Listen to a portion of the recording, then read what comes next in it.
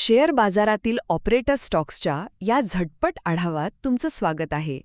सोप्या भाषेत सांगायचं तर हे ऑपरेटर स्टॉक्स म्हणजे काय?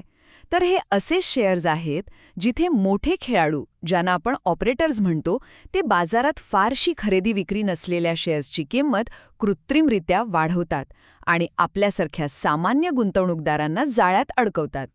तुम्ही याला अगदी माशाच्या गळ्यासारखं समजू शकता, जिथे झटपट नफ्याचं मोठं आमिष दाखवून तुम्हाला अचूक ओढलं जातं. आता हा सापळात आपल्या लक्षात आला, पण आपला कष्टाचा पैसा ह्यात अडकू नये म्हणून हे शेअर्स कसे ओळखायचे? चला पाहूया. पहिलं लक्षण म्हणजे यांची अस्वाभाविक किंमत आणि भयंकर जाहिरातबाजी. म्हणजे बघा, कोणतीही ठोस बातमी नसताना शेअरची किंमत काही दिवसातच थेट 20 ते 50% वाढते.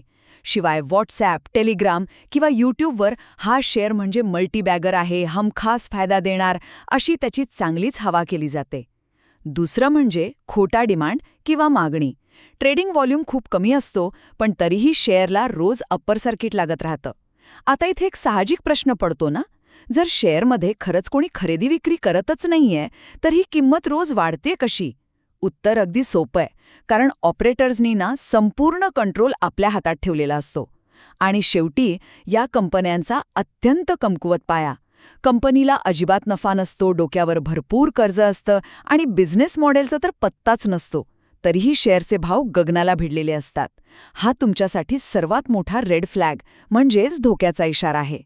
लक्षात ठेवा, शेअर बाजारात सुरक्षित गुंतवणूक म्हणजे झटपट पैशांच्या अफवांवर विश्वास न ठेवता कंपनीचा खरा दर्जा तपासून संयमाने केलेली गुंतवणूक होय.